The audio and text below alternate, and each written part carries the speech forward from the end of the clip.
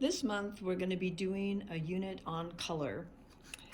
And I've given you a page in your sketchbook to help you keep track of what we're going to be talking about.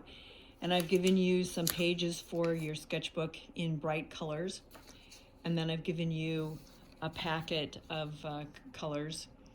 These are newly available from my supplier. They come in a color wheel assortment.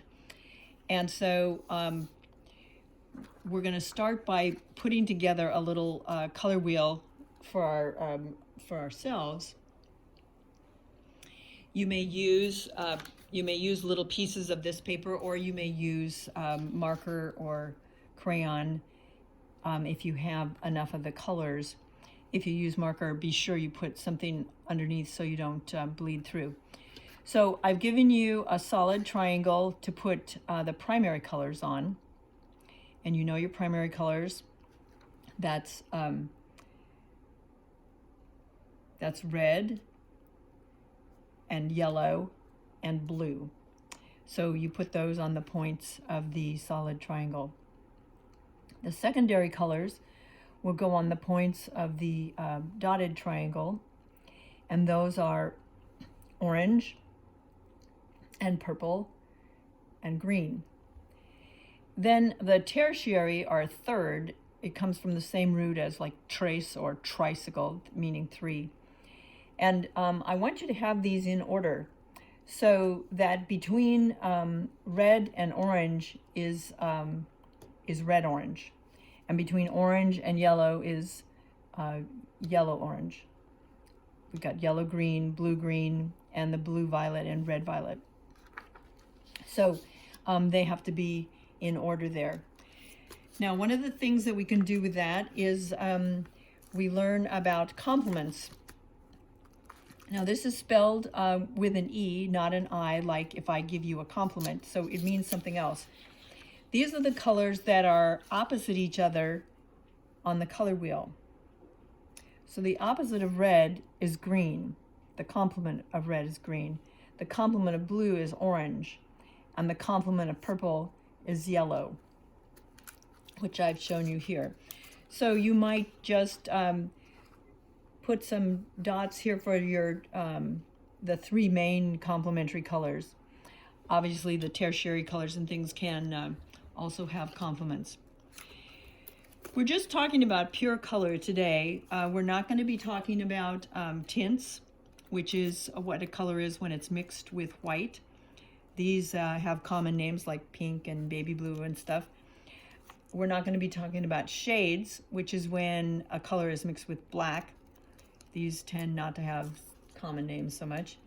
And we're not going to be talking about value, which is how light or dark the color is.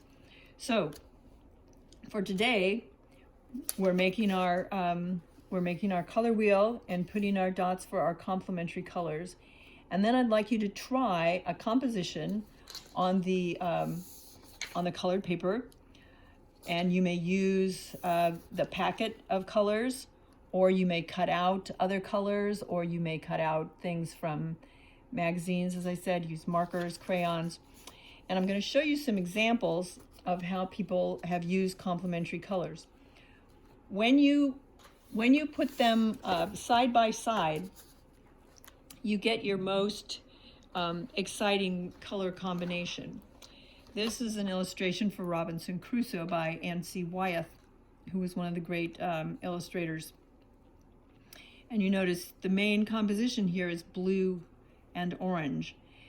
So you have a lot of energy here. Something's going to happen where he's looking for a place to land after he's been shipwrecked. If you mix complementary colors, you get a shadow color.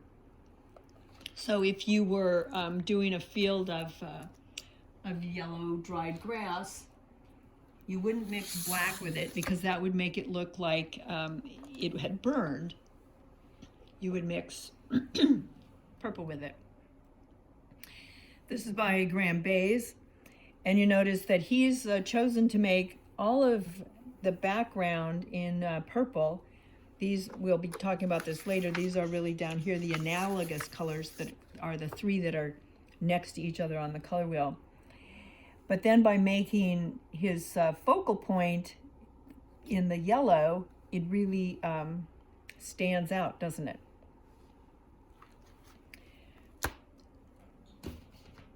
This is Edward Hopper, who's a famous American painter.